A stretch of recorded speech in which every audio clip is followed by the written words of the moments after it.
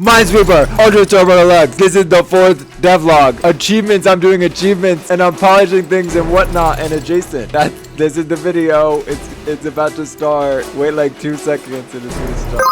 Day 19, so I added character levels and XP. I have person at level 1, I have vampire at level 2. You'll see these little checks over the items that you've unlocked through leveling. They don't actually unlock it, I just have a visual. I'm probably going to do that tomorrow. So the amount of XP you gain changes depending on how far you got through the minefield. You gain a flat amount of XP per floor. So if I get like halfway through here, I'll get half of what you would gain. So I'm just going to finish this floor really quick, floor 2, and then I'm going to die in this puzzle. And then I gain XP. Now I'm level 2. I go to the main menu, and I unlocked Broom. I also added a cool new visual for when items solve tiles. So if I proc Vampire Teeth here by healing, you'll see the teeth come up on the tiles that it's solved. Does the same with Metal Detector. Then I'll proc Magnifying Glass too. And then the last thing I did today was add new icons, and you're holding Alt for your heal amp and your defense. Defense is percentage health reduction, so if you have 5 defense, you're taking 5% less damage. And then heal amp just multiplies any healing that you get. Day 20, I added character unlocks. You can see every character here is locked, and there's a little quest that you have to complete in order to unlock them. So Mr. Money's gold gain, Timekeeper's time passed, Goblin is getting 30 force triggers, Vampire is healing. Who is this? I have no idea. So I'm not gonna like unlock every single character, but I just want to show off that the progression does work. So I'll just money max here. So I made like a decent amount of money. I'll go back to the main menu. You'll see 349 out of 1,000. Time passed 41 out of 600. And I think that's probably it. I healed some money. I used consumables. So these go up. And then once they're complete, you just have the character. I'll just like...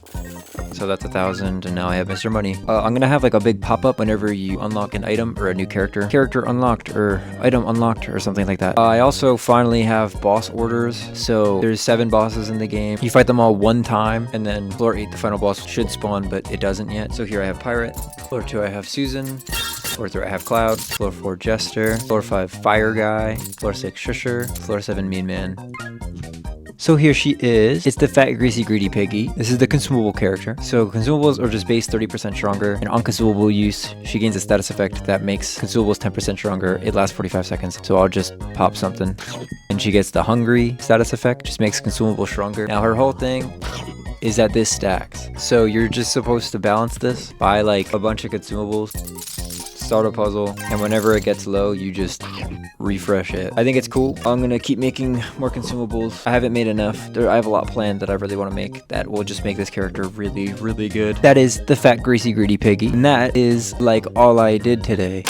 Day 21, so there's a new shop visual. I'm gonna start working on making all the menus in the game have better visuals. So this is just a 3D model of a shop rotating around. I moved the reroll button up here. I put all the items on little shelves, and now the rare chance and the drop chances for things are on this little sign here. I have to come up with what I want the back button to be. I'm gonna make it consistent for every menu. I just have to come up with an icon. But I like this, I think it's cute. So not a lot of progress on anything I can really show off today. So I just wanted to talk about balance and difficulty for the game. So throughout the game's entire development, I've been working on a no guessing puzzle generator, and it's about there, but I think I'm deciding to keep guessing in the game. Other roguelikes like Balatro or like say the Spire have a lot of RNG elements. The games are balanced around that RNG and having to play around it and min-max your chances of things and just play with that risk. And I think that not being able to complete every puzzle without making any guesses is this game's way of doing that. Knowing that you'll hit mines at some point, no matter how good you are at the game, forces you to itemize around it. And I think that's a really good thing to balance the game's difficulty around. You're supposed to pick between spending your gold on some big shiny item or an item that'll keep you alive longer or stop you from dying, period. You're supposed to have to stress over not having enough slots for all the items you need, so I think forcing you to need a lot more items than just the ones that'll solve the puzzle for you is a really good design decision. If there were no guesses, then just being good at Minesweeper would stop you from taking damage entirely, and a huge chunk of the items in the game would just be bad and not worth picking up for those players. I don't really like that. This slight RNG just adds a lot more depth to the game, and going out of my way to remove it might not be worth it, but I'm gonna have to play test it a little. If you think the game shouldn't have guessing at all, or maybe you think it's a good idea to keep it in, just let me know in the comments because it's great feedback. I would love to hear your thoughts. I'm going to launch the game with guessing later this month, and then I'm going to see if it's a problem for players, and if it is, I'll react. I have a lot to talk about with the game's balance in regards to item design. It's a lot of just whole game design theory shit, so I'm thinking of just making another video solely around the game's balance. If you're interested in that, please let me know in the comments. Pretty much all I have to say is my release plan for the game is to get it out by the end of this month. There's still a lot of shit for me to do. There's a lot of visual little flare I want to finish. There's a lot of bugs that I have to iron out. I still have to make the final boss. I think I'll make it. And also I made it so mirrors show what slot they're going to trigger. Like make it mirrors below, gold and explosive are above, and normal mirrors to the left, which is just so fucking sick. Wow. Yes. That is basically all I did today. It's Easter, so I'm gonna go. Day 22. So first, boom, boom, boom. Ooh. Boom, boom, boom.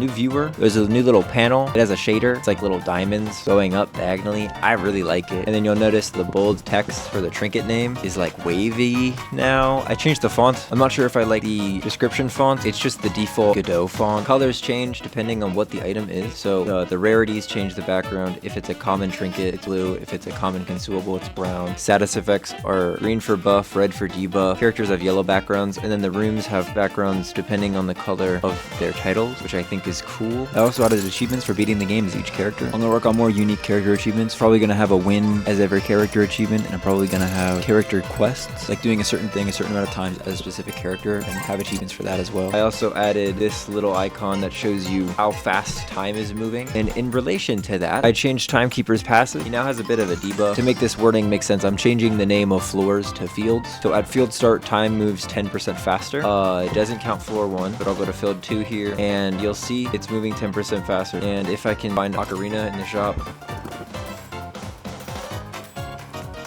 here we go. It is going back now because time is now moving slower. And if I upgrade this, it'll change. Time just moves a lot slower. And then I changed the chair, the break room icon. I made it a little like kindergartner chair, and I made it pink. I think it's cute. I like it.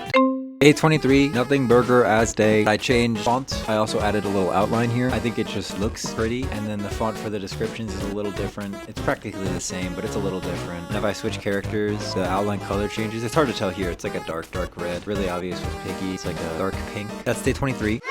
Day 24. First off, just something I want to say, but I'm not going to show. I made the final boss. I'm not going to show it or talk about what it plays like at all. I want you to just see that for yourself whenever you play the game. But I want you to know that I did it. I also polished up the puzzle complete screen. I love this. I think it looks really good. If I change characters, the puzzle complete, the text color changes, which I think is a really nice touch. It matches with all the other UI elements. So I really quickly want to talk about how I'm going to be releasing this game. This is day 24 of 30. Right now it is April 14th. I want to release the game by the end of the month. Ideally, I finish this game within 30 days. It's not looking bad. I think I'm making really good progress. I just don't know if this is good enough. I want it to be good for like the first time people play it. There's just so many things that I want to add to this game that I don't think is reasonable to add in the amount of time I've given myself. So I'm going to hold that off for later. So end of this month, I'm going to be launching the game in early access. It's going to be $5 on Steam. And then I'm going to continuously work on it until I get everything I want into the game. Right now I have 3 major updates planned. Each one is going to have a new character, a new chunk of items, or some sort of new mechanic like a new room or a new feature or something. Early access launch later this month. Also, I'm going to be doing a giveaway on the Discord. If you want to join the Discord, it'll be in the description.